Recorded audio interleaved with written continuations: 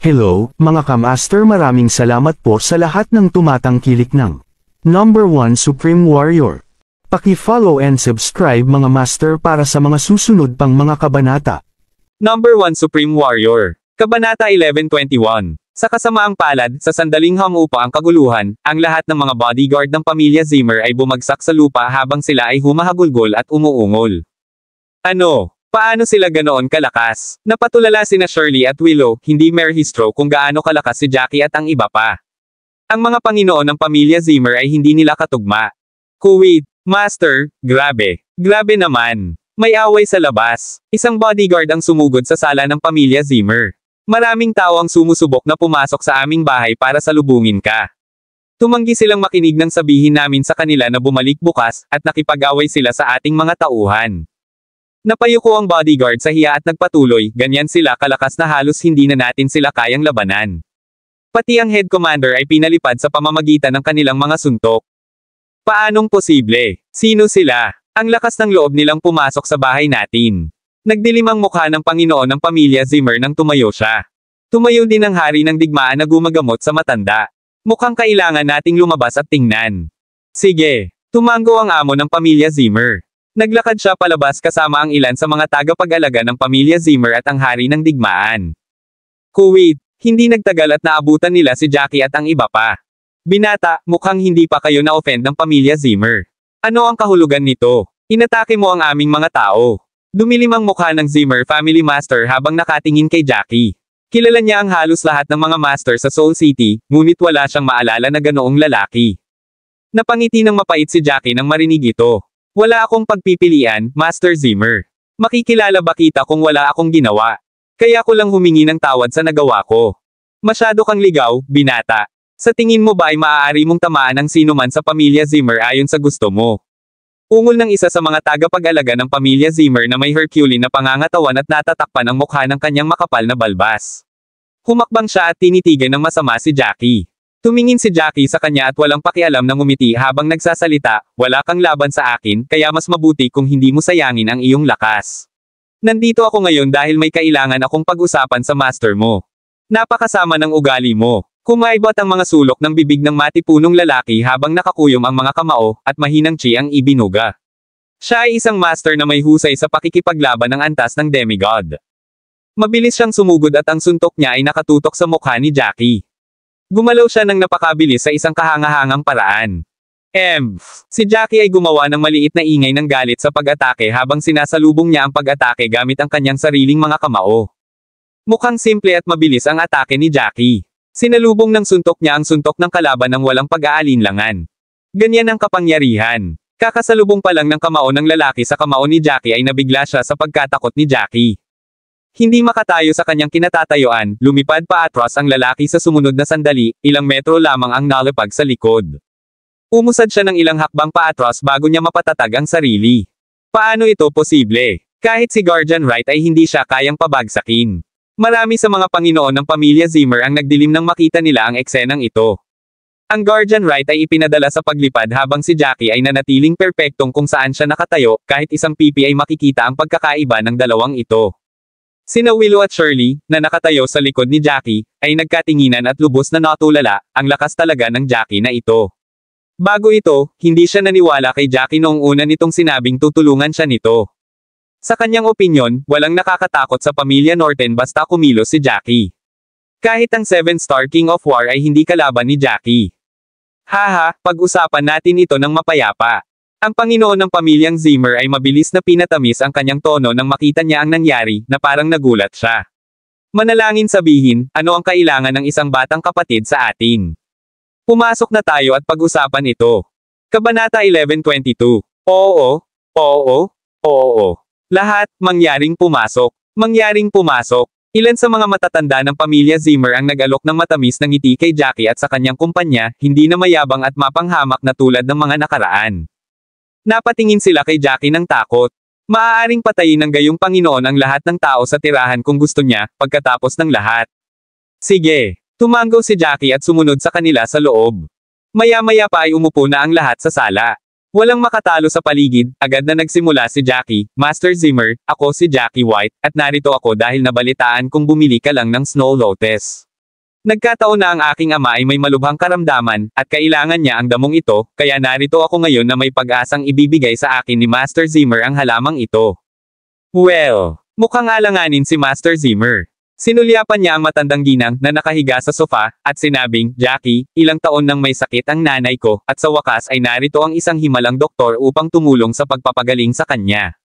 Kailangan ko itong Snow Lotus, at sinabi pa ng doktor na kung hindi gumaling ang nanay ko, hindi na siya mabubuhay ngayong taon. Samantala, ang The King of War ay nanatiling nakatitig kina Lana at Ethan. Parang pamilyar ang dalawa, ngunit hindi niya mailagay ang kanyang daliri dito. Naglakad si Jackie patungo sa mesa at kinuha ang Snow Lotus bago nagsalita na may ngiti sa labi. Huwag kang mag-alala. Dahil may kinuha ako na pag-aari mo, tiyak na tutulong ako sa pagpapagaling sa sakit ni Old Madam. Kung tutuusin, hindi ito magsettle sa akin kung pumasa siya dahil kinuha ko ang Snow Lotus. Pinisil ni Jackie ang kanyang kamay at inilagay ang Snow Lotus. Pagkatapos ay hiniling niya sa mga Zimmer na dalhan siya ng panulat at papel. Sumulat siya ng Race 8 sa papel at ipinasa ito kay Master Zimmer. Ang Race 8 na ito ang magpapagaling sa sakit ni Old Madam. Gumagamit ang Race 8 na ito ng mga normal na halamang gamot, at maaari mong makuha ang mga ito sa anumang normal na parmasya. Hindi mo na kailangang gumamit ng katulad ng Snow Lotus. Talaga, maraming salamat dito. Walang ideya si Master Zimmer kung gagana ang Race 8 na ito, ngunit wala siyang magawa dahil pinilit ni Jackie na ilayo ang Snow Lotus. Pagkatapos ng lahat, siya ay isang makapangyarihang individual na hindi kayang labanan ng mga Zimmer. Aalis na tayo ngayon. Ngumiti si Jackie at umalis kasama sina Shirley, Willow, at ang iba pa.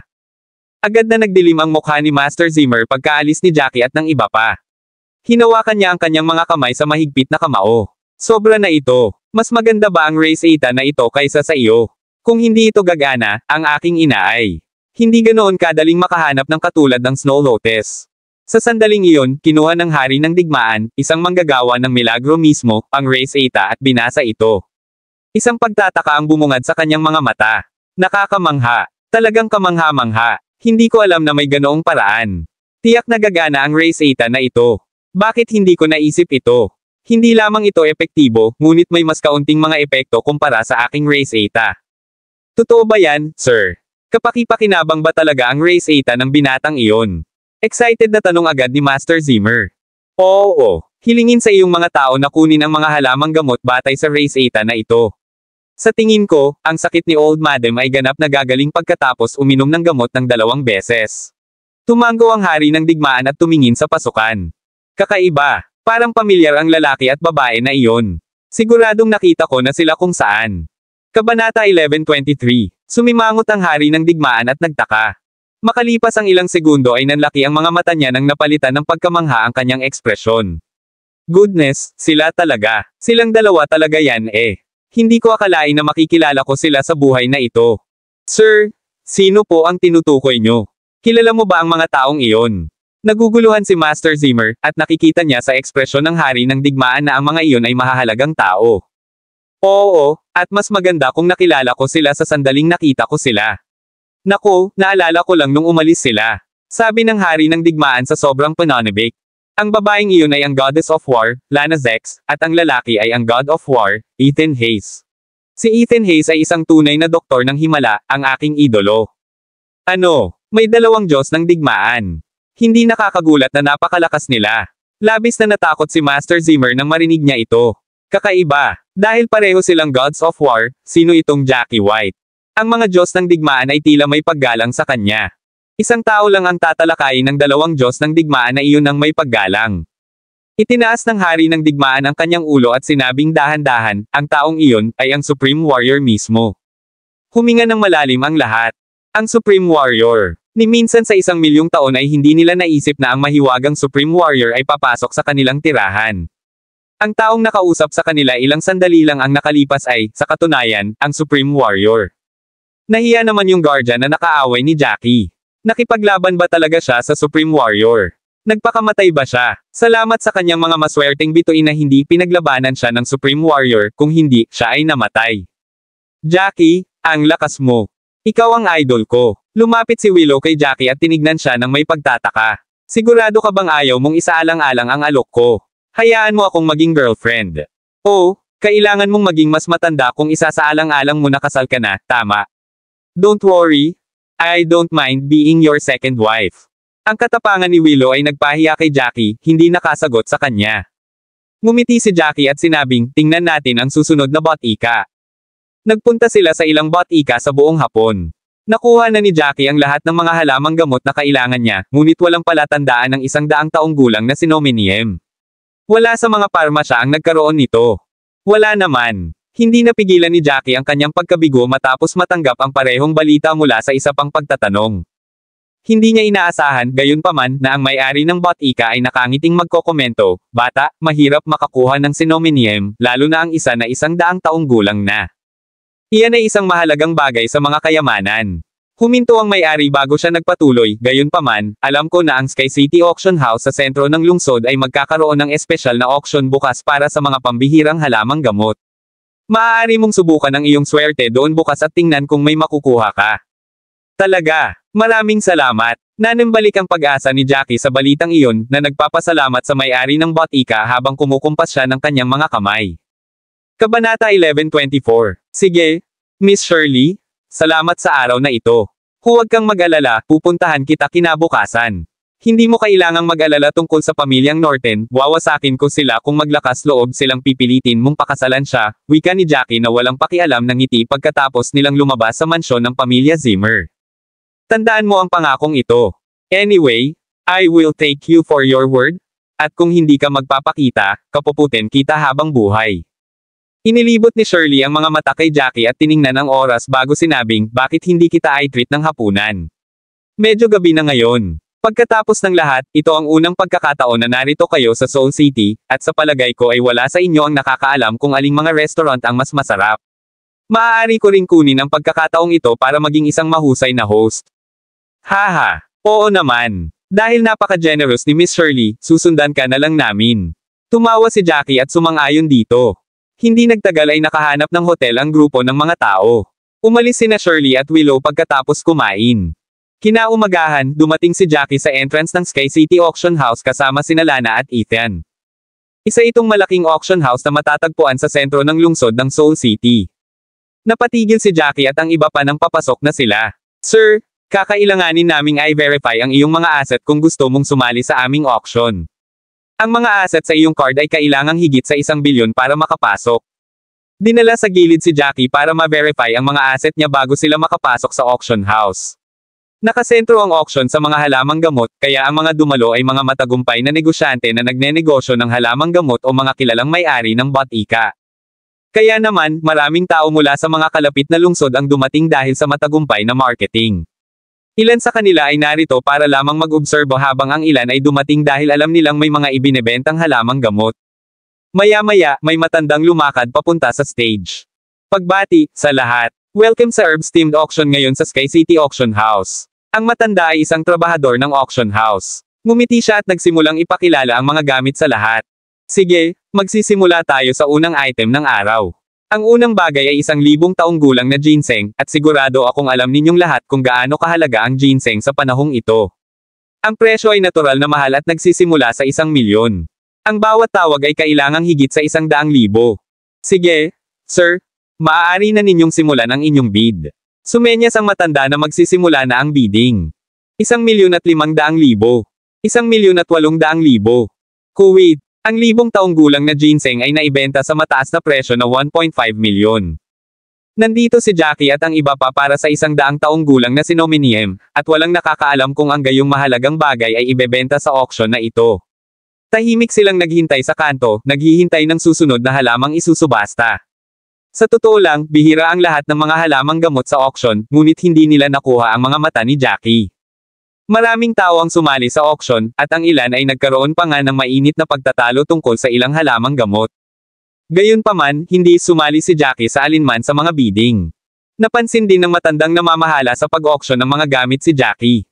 Sa tingin niya, nandito si Jackie para mag-observe kaya hindi niya masyadong pinansin si Jackie.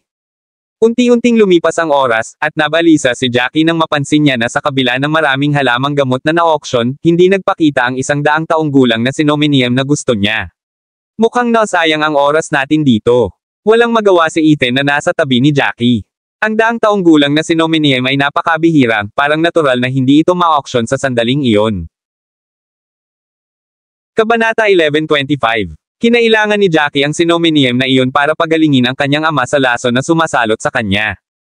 Nang malapit nang matapos ang auction, ngumiti ang matandang nasa stage.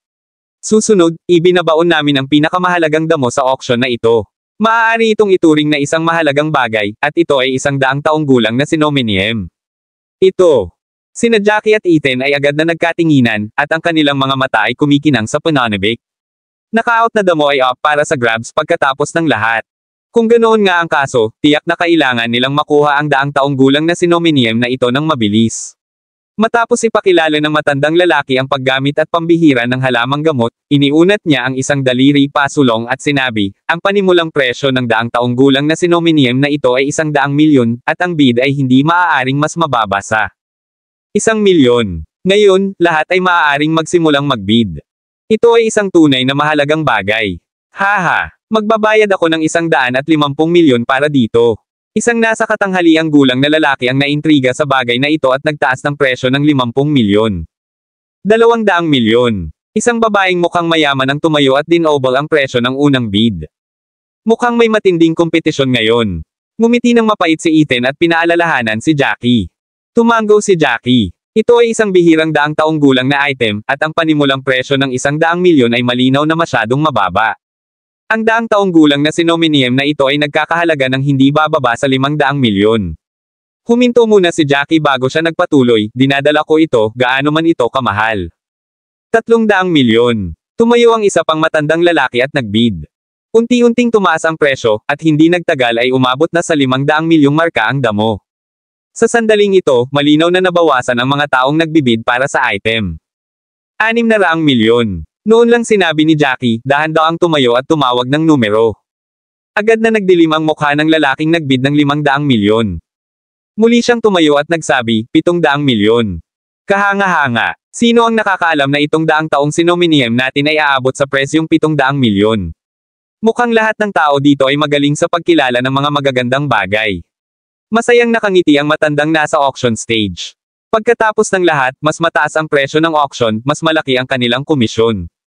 1 bilyon. Bago pa matapos magsalita ang matanda, muling tumawag si Jackie ng isang numero, at ang kanyang alok ay ikinagulat ng lahat. Kailangan mo bang kunin ito sa akin, binata? Galit na tumingin kay Jackie ang isang medyo may edad na lalaki sa hindi kalayuan, nagbabanta ang mga mata nito kay Jackie. Ito ay isang auction house, at ang item ay kabilang sa pinakamataas na bidder. Hindi mo ba alam ang rules? Napatingin si Jackie sa kabilang party at malamig na ngumiti. Akala ng lalaking iyon ay actress siya sa tinatawag niyang matinding titig niya. Haha, binata, matapang ka. Ang nasa katanghaliang gulang na lalaki ay nagsimulang tumawa ng malakas at sinabing, 1.2 bilyon.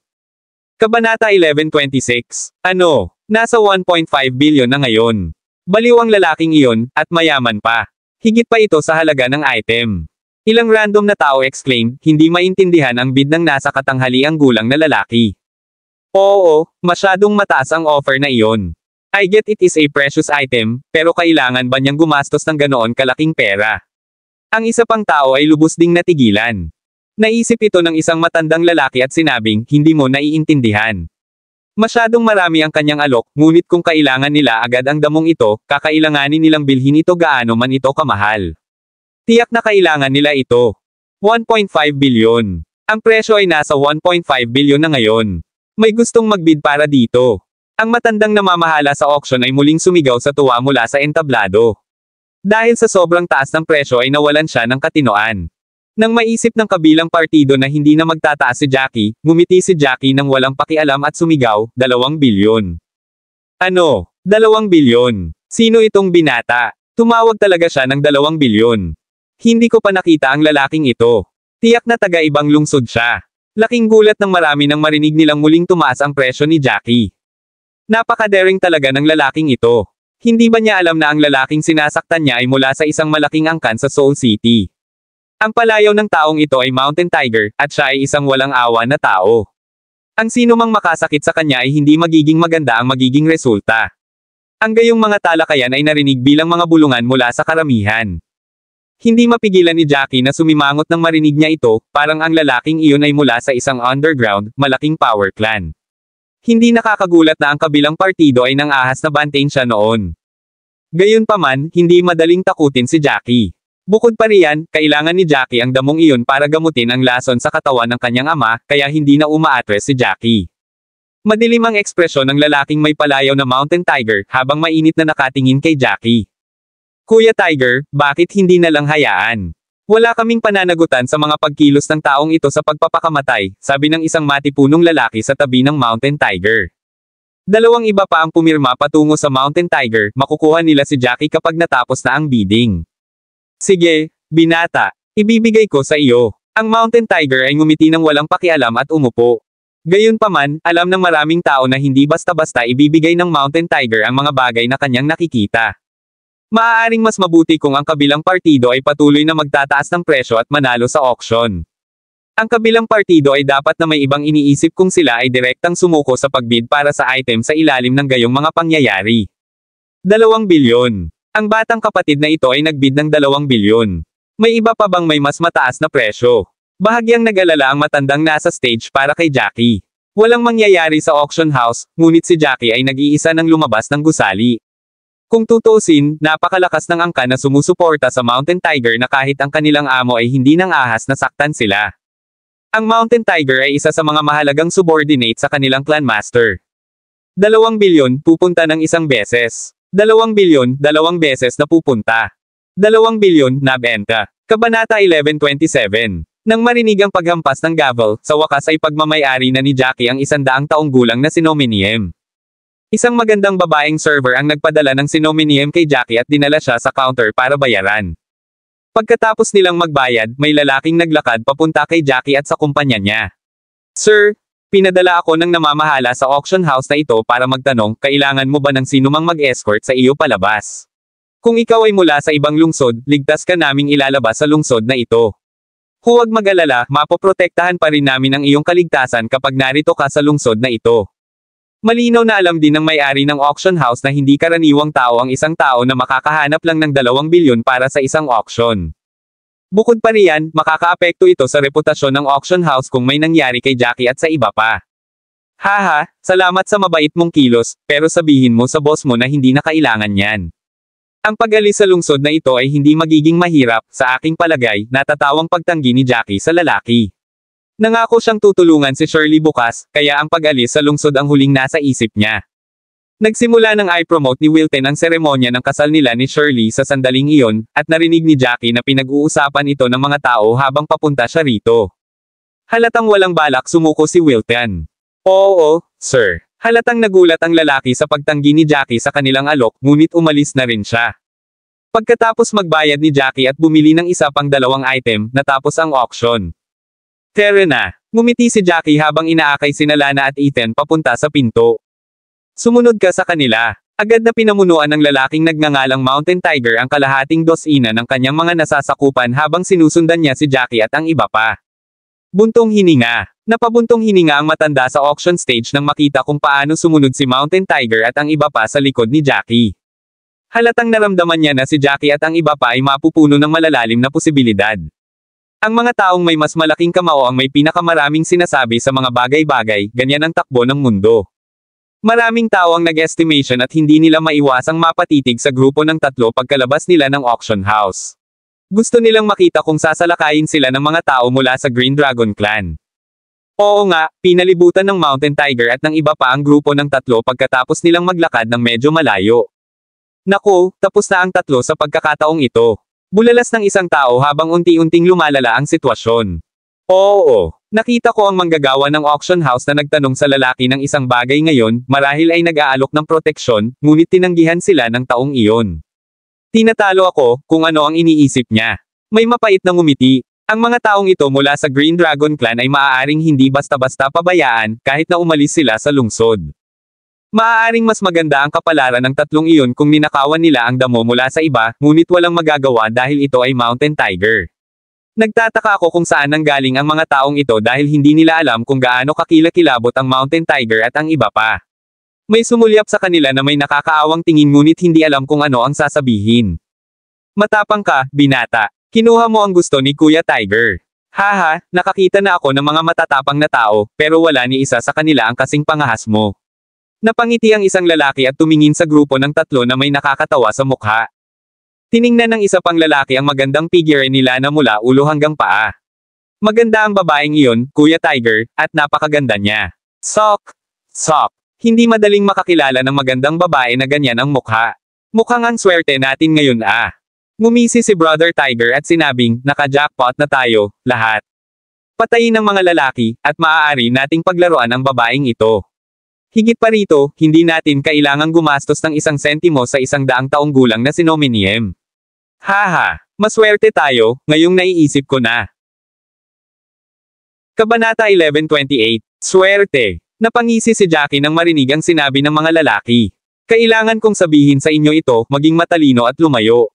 Tayong tatlo ay mga taong hindi mo kayang tawirin. Paf! Nagtawanan ng mga taong nakatayo sa tapat nila nang marinig nila ito.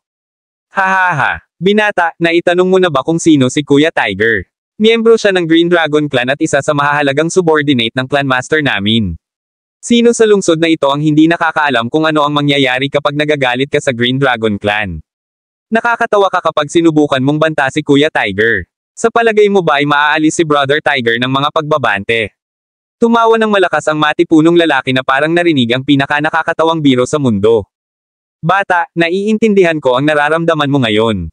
Alam mo naman natapos ka na, kaya nagkukunwari kang unpredictable para umatras tayo at umalis, tama ba ako?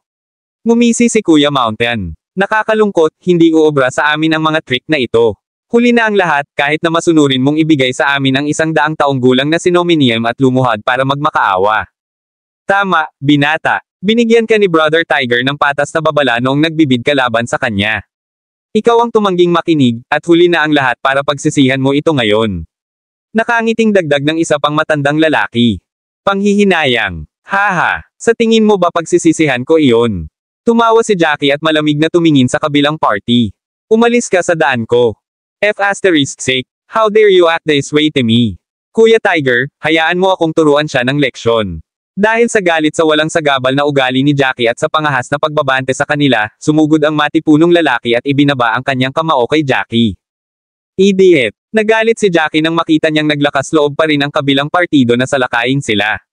Isang malakas na aura ang kumalat mula sa kanyang katawan, at ang hindi nakikitang presyon ay naging sanhi ng paggalaw ng hangin sa paligid niya. Ang pag-iwas sa pag-atake sa pamamagitan lamang ng bahagyang paggalaw, galit niyang ibinaon ang kamao sa tiyan ng lalaki. Isang bahagyang nakamute na tunog ang narinig at ang matipunong lalaki ay lumipad ng ilang metro palayo. Bumagsak siya sa lupa na may malaking dagwang butas sa tiyan.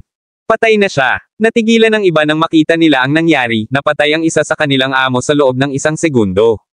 Bukod doon, napakabilis ng suntok ni Jackie na parang lumabo ang lahat. Sabay-sabay na pag-atake. Napagtatanto na si Jackie ay hindi regular na manlalaban, inutusan ng Mountain Tiger ang lahat na sama-samang umatake. Patayin sila. Utos din ni Jackie. Nabigo ang mga taong ito na manalo sa panahon ng auction at talagang plano nilang pagnakawan sila sa mga lansangan. Kung nangyari ito sa ibang tao, hindi ba maghahirap ang mga taong iyon? Nakakatakot ang mga ingay mula sa kanilang labanan, at hindi nagtagal at ang natitirang 6 hanggang 7 tao, kabilang ang Mountain Tiger, ay napatay ni Jackie at ng iba pa. Lahat sila ay nakahandusay sa sahig, hindi gumagalaw. Paano ito posible? Kahit na ang Mountain Tiger ay pinatay. Kabanata 11:29. Nataranta ang mga tao sa kanilang nakita. Ang ilan sa kanila ay orihinal na naawa kay Jackie at ang iba pa, sa pag-aakalang tapos na sila. Walang sino mang umasa na mapapatay nila ang Mountain Tiger at ang iba pa sa loob ng ilang galaw. Napakalakas nila at hindi nag-atubiling kumilos. Tara na, lahat sila ay basura lang. Malamig na ngumiti si Jackie habang nakatingin sa mga katawan sa sahig. Mabilis siyang umalis kasama ang iba. Kuwait, masamang balita. Masamang balita. Guru, napatay na si Brother Tiger. Hindi nagtagal, isang miyembro ng Green Dragon Clan ang nagmamadaling bumalik sa Green Dragon Clan. Ano? Nagulat ang Green Dragon Clan Master at ang iba pa nang marinig nila ito. Agad nilang inusisa ang nangyari at kalaunan ay nalaman na napatay ang grupo dahil nakipag-away sila sa iba matapos ang isang round ng bidding sa auction house. F***sake, how dare they kill members of our Green Dragon Clan?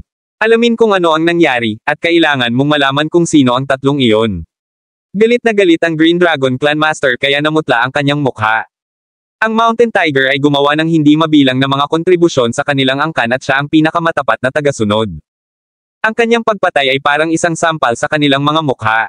Hindi nagtagal, sinimulan ng mga subordinate ng master ang pag-aaral sa insidente. Gayunpaman, tinansya ng maraming tao na ang kabilang partido ay umalis sa Seoul City pagkatapos patayin ang Mountain Tiger. Halatang mahirap imbestigahan kung sino sila. Kumalat na parang apoy ang balita tungkol sa insidente, ang pagkamatay ng Mountain Tiger mula sa Green Dragon Clan ay malinaw na isang malaking insidente. Di nagtagal, nalaman ito ng maraming angkan at maharlikang pamilya. Samantala, sa Lancaster Family Villa, pumunta si Xavier sa kwarto ni Shirley, namumula ang kanyang mga mata habang nagsasalita. Shirley, naabisuhan na ni Wilton ang marami sa mga aristokratikong pamilya. Ipinaalam pa niya ang ilan sa mga angkan, at ikaw. Hindi makatanggi na magpakita bukas. Ang iyong tatay ay naaawa sa iyo, dapat ay nakinig na ako sa iyo mula pa sa simula at hindi palawakin ang aming mga negosyo kasama ang pamilyang Norton. Ngayong napakalaking problema na, wala nang ibang paraan para tapusin ito. Wala silang paraan para banta tayo kung hindi ito mangyayari. Ngumiti ng mapait si Shirley. Pare, ang pagiging musmos mo. Kahit na hindi mo palawakin ang iyong negosyo at nagdulot ng malaking gulo, banta pa rin ako ni Wilton sa buhay mo. Haha, isa siyang ganap na bastard. Marahil kung hindi ka nakahanap ng isang tao na agitate sa kanya, maaaring hindi siya dumaan sa ganoong sukdulan. Napabuntong hininga si Xavier at umupo sa tabi ng kama. Para siyang tumanda sa isang iglap. Pare, nagkakamali ka na naman. Talagang sigurado ako kung anong uri ng tao si Wilton. Sa pagkakataong ito, masasabi ko lang na ang pagkagalit ko sa kanya ay maagang nagpahayag ng kanyang tunay na ugali. Muling umiling si Shirley sa kawalan at sinabing, kung hindi ito mangyayari ngayon, malaon o huli ay mangyayari kung tatanggi akong pakasalan siya. Konting panahon na lang at pinipilit niya akong ganito. Shirley, masama ang pakiramdam ko kapag nagsasalita ka ng ganito.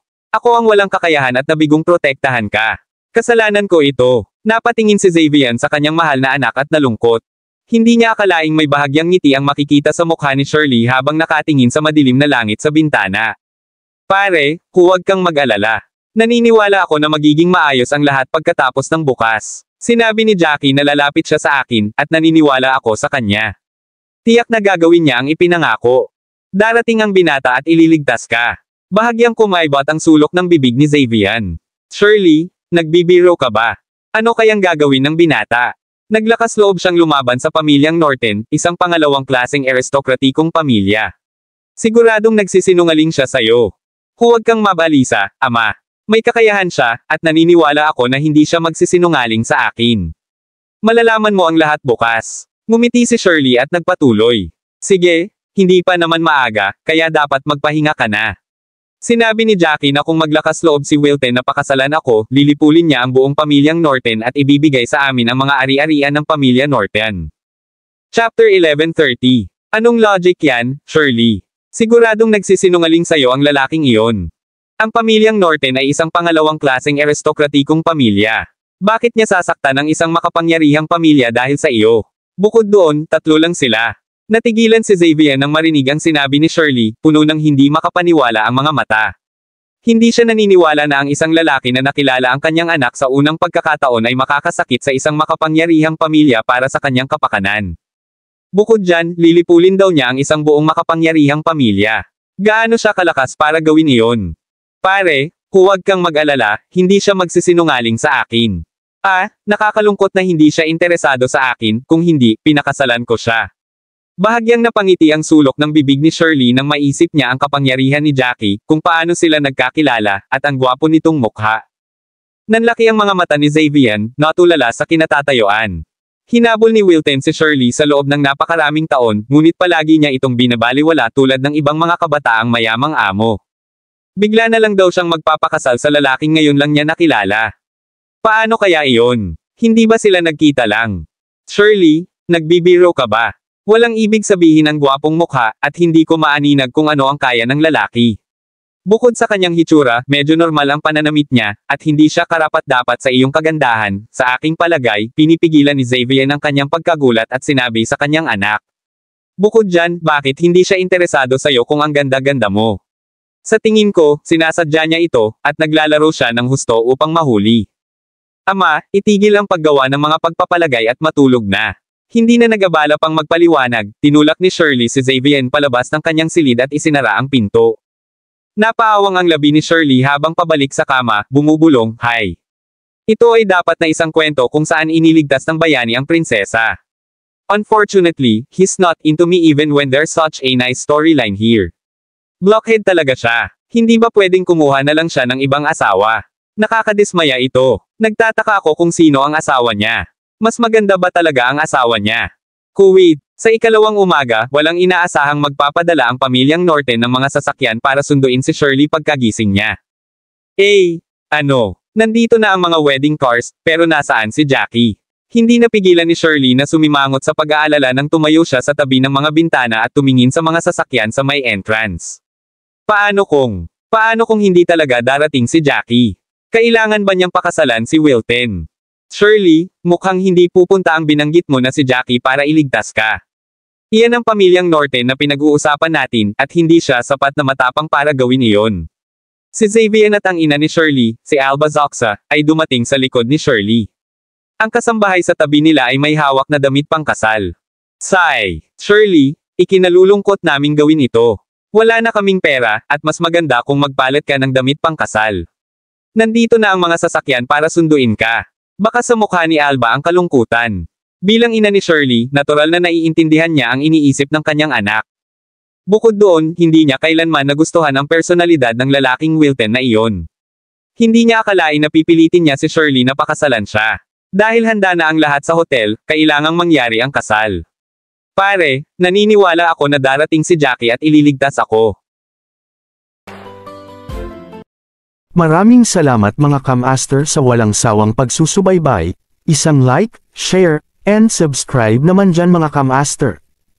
Abangan ang susunod pang mga kabanata.